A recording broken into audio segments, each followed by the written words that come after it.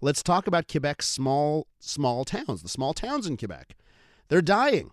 And the real question is, can immigration save them? Étienne Lajoie is a journalist and producer for the Sunday Long Read. Étienne, good morning. Good morning, Elias. Reading your story in The Walrus about this very issue, small towns that are dying and if immigration can save them, you start off painting a really lovely picture of one town, Saint-Gédéon-de-Beauce. Yeah. Tell me about that town. So it's a small town about an hour and a half from Quebec City. It's like, I guess, what you'd imagine from a small town in Quebec, a small church, a main street, like just a really typical town with a lot of sort of French Quebecers, like 99% Francophones, not a lot of immigrants. And this town essentially revolves around this company called CANAM, spelled like CANAM, which is like the largest steel component builder in North America. It's a huge company. And I guess it's your sort of typical town revolving around one company where a lot of the residents are employed in that company and are sort of dependent on the success of that company. And how big is that company? It's huge. It has the main sort of factory in Saint-Gédéon, but it has sort of offices in the United States. It has offices around Quebec. And just to put into perspective, this is the company that built the stadium, part of the stadium that hosted the last NFL Super Bowl in Atlanta. This is like a huge huge company and a really important company. And their main sort of factory is in Saint-Gédéon. So the young people in this town have left because they go to the big cities. There's not enough labor in this town. How did they fill the work shortage there, the labor shortage?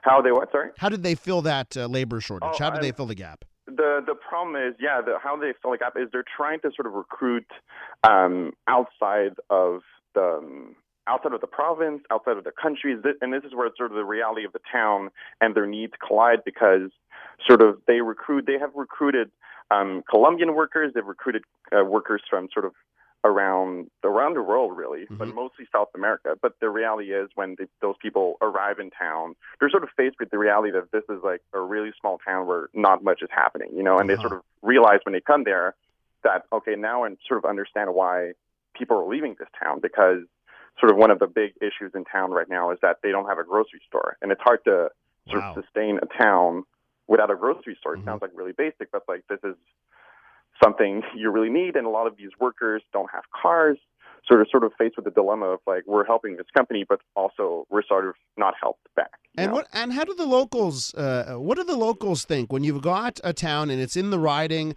that Max Bernier used to represent? It's in a riding that voted for the CAQ, and let's say you get 100 new immigrants come in, from Colombia or from another part of the world.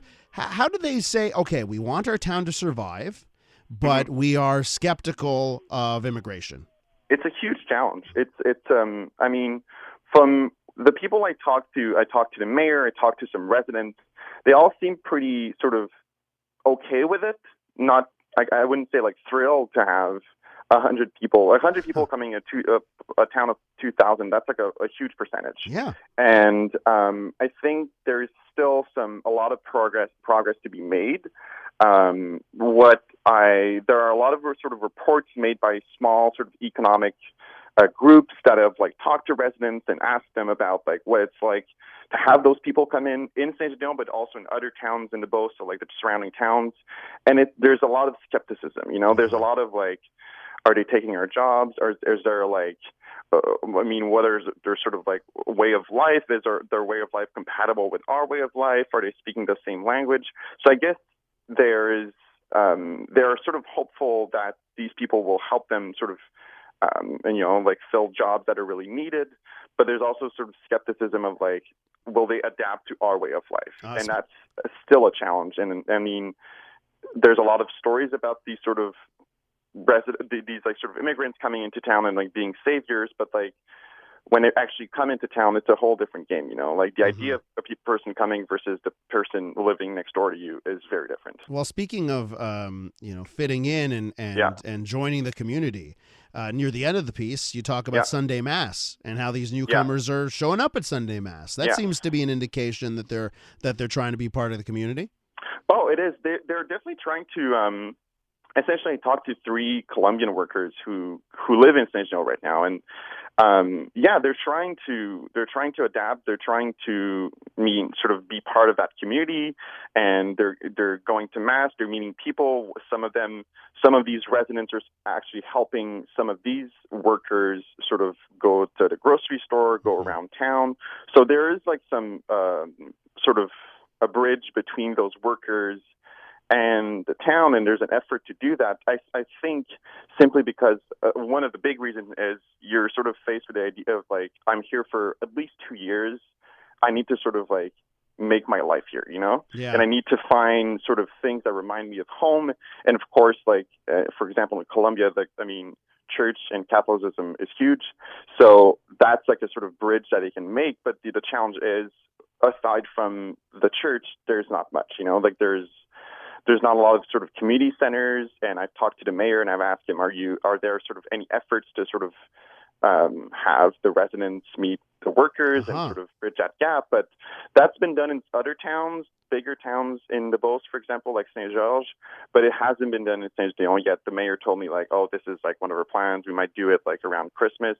I mean, we talked a few months ago, so that's now like kind of soon now, but there is, I guess, an effort, but on the part of the residents, on the part of the town, but also on the part of the immigrants. But it remains to be seen if the sort of that relationship would actually happen. It is a big challenge. Étienne Lajoie, journalist. His latest in the Walrus is called "Small Towns Are Dying. Can Immigration Save Them?" Thanks so much for joining us, Étienne. No problem.